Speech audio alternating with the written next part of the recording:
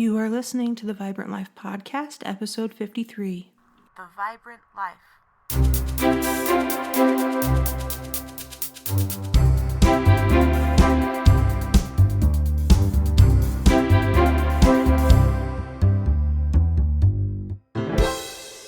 Hey you, this is Emily. Welcome back to the Vibrant Life Podcast. I have taken a few weeks hiatus, my friends, and I appreciate your patience. You may not realize this, but this podcast is a one-woman show, and while I do love it, it takes quite a bit of work. And I needed to take some time for some self-care, so I appreciate you being patient with me. Sometimes we all need that, right? So I hope that you can take time, if you need it, to take care of yourself when you need it. But I'm back now, and I'm thrilled to be with you again, my friends.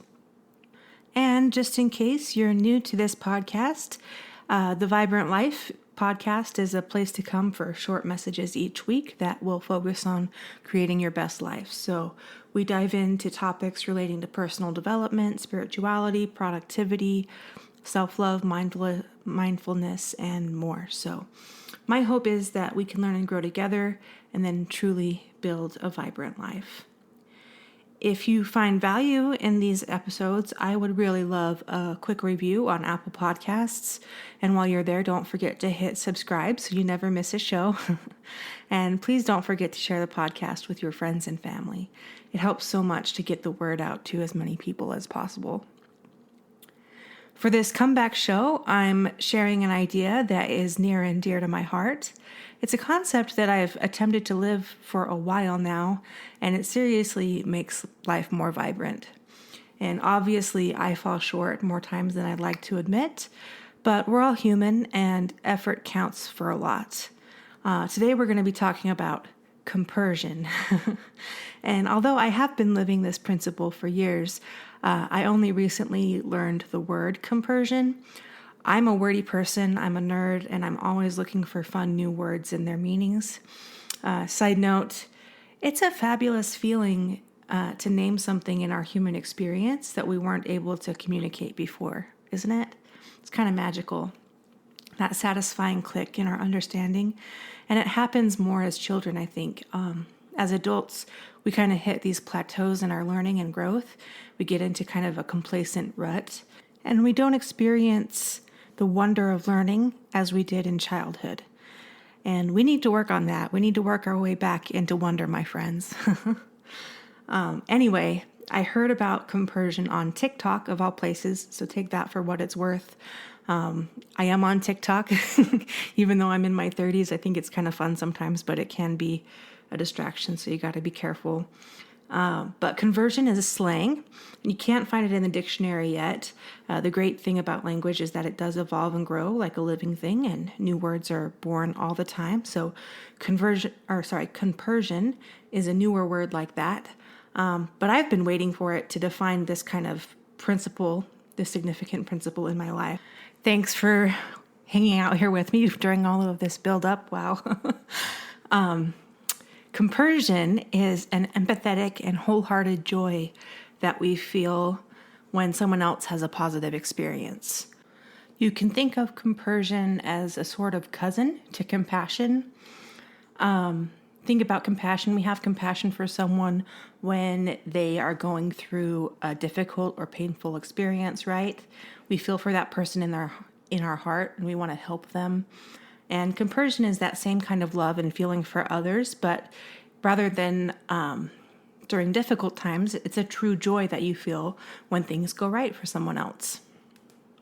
A key factor in compersion is that you're genuine and sincere in your happiness when others experience good things. This joy is full when the catalyst of the delight does not involve or benefit us directly. So compersion's not diminished by jealousy. Compersion's not tainted by possessiveness or any kind of negative that way. Actually, compersion is a state that's comparable to what is described about Nathaniel in the Bible. The only description that we have of Nathaniel is that he was without guile. He doesn't get much attention after that. We know that he was introduced to the Savior by Philip, who was another of the original 12 apostles. Philip asked Nathanael to simply come and see Jesus, and then he would know the truth. And the verses relating to Nathanael are short, and so I think I'll just read them to you. You can find this story in John chapter 1, verses 47 to 51. I know I'm getting kind of religious and talking Bible at you, but I'm not talking Bible at you. I just think this is a great story, and it shares a point that is dear to my heart. So, Jesus saw Nathanael coming to him, and saith of him, Behold, an Israelite indeed, in whom is no guile. Nathanael saith unto him, Whence knowest thou me? Jesus answered and said unto him, Before that Philip called thee, when thou wast under the fig tree, I saw thee. Nathanael answered and saith unto him, Rabbi, thou art the Son of God, thou art the King of Israel. Jesus answered and said unto him, Because I said unto thee, I saw thee under the fig tree, believest thou? Thou shalt see greater things than these. And he saith unto him, Verily, verily, I say unto you, hereafter ye shall see heaven open, and the angels of God ascending and descending upon the Son of Man. So there's a lot you can unpack from these 5 verses. Kind of with everything in the scriptures, you can take a lot of different meanings and things out of it. Today, I'm going to keep it short and sweet. We can surmise that Nathanael had a spiritual experience under a fig tree. And during that tender ordeal, Nathanael thought he was alone. But the Savior knew what occurred and had been there with him all along. And that's powerful to remember when we go through hard things and it feels like we're so alone, that we can rely on the Savior. But that's kind of a side note, but good to remember. But the trait that Jesus focused on was that Nathanael had a sincerity of heart, and he had no guile. Guile is another word that might be new to you. It's not super common in everyday language. Guile is a craftiness and deceptiveness in spirit. So basically, it's kind of like a what's in it for me attitude. You always kind of have an ulterior motive. In a fabulous talk entitled Without Guile, Joseph B. Worthman explains that to be without guile is to be free of deceit, cunning, hypocrisy, and dishonesty in thought or action. In other words, you truly have a pure heart. If you're going to be remembered for something, having no guile is not a bad epitaph. It's pretty great, actually. I think this factors in greatly with both compassion and compersion. They're 2 sides of the same coin, right? On one side, you have compassion, a deep sympathy and a desire to help when others are suffering. And then on the other side is compersion, a deep joy and love for others when they experience something great. Have you ever been just so excited to share good news with a friend? Maybe you just got back from a terrific vacation and you want to tell your peeps about it. It seems like there's always someone who needs to one-up your story. You went swimming with dolphins? That's nothing. When I was on vacation, I did this, etc. And then they make that moment all about them. It's the worst when that happens. But sometimes you have a special friend who celebrates with you. You went swimming with dolphins? Wow, that's so cool and exciting. What was it like? What did the dolphin's skin feel like? What was your favorite part about the experience? And a friend like that is golden. And the best part is that they are genuinely happy for you, and they're happy with you, and they have compersion.